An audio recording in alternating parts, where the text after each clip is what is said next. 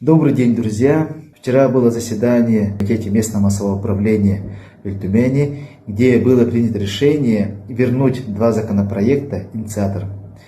Это проект закона о прямых выборах мэра, то есть закон возвращается в Гордуму, ну и закон Федорова, так называемый, тоже предполагаемую возможность отменения выборов уже в глав районов и поселений. Зная позицию руководства нашей республики, я знаю, что это только временное явление.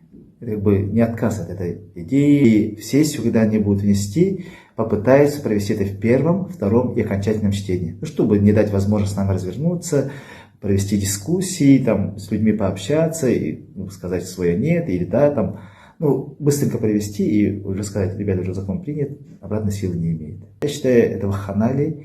Вы все забыли, скорее всего, последние с 2020 года до этого, с пандемиями, началом СВО, вы забыли, что мы есть граждане, что мы есть источник власти.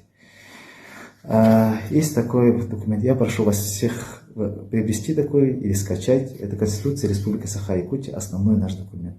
Давайте я вам просто прочитаю 4 пункта из этого закона. Самый первый, который есть. Республика Саха-Якутия является демократическим правовым государством, основанным на праве народа на самоопределение. Третий пункт. Республика Саха-Якутия вне пределов ведения Российской Федерации обладает всей полнотой государственной власти и самостоятельно в обеспечении своего экономического, социального и культурного развития. То есть мы самостоятельны, мы сами должны решать, как мы должны жить. Так, и пятый пункт, я считаю, самый главный, который я всегда хочу до вас довести, это: источником государственной власти Республики Саха-Якутия является народ, состоящий из граждан всех национальностей. Никакая часть народа, повторюсь, никакая отдельная личность не могут присвоить себе право осуществления государственной власти.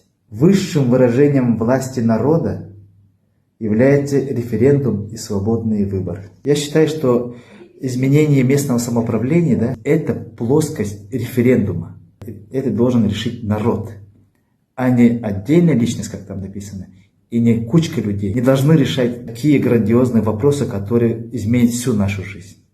Если у вас будет позиция «моя хата с краю», от меня ничего не зависит, за меня кто-то решит, наша жизнь все будет все хуже и хуже.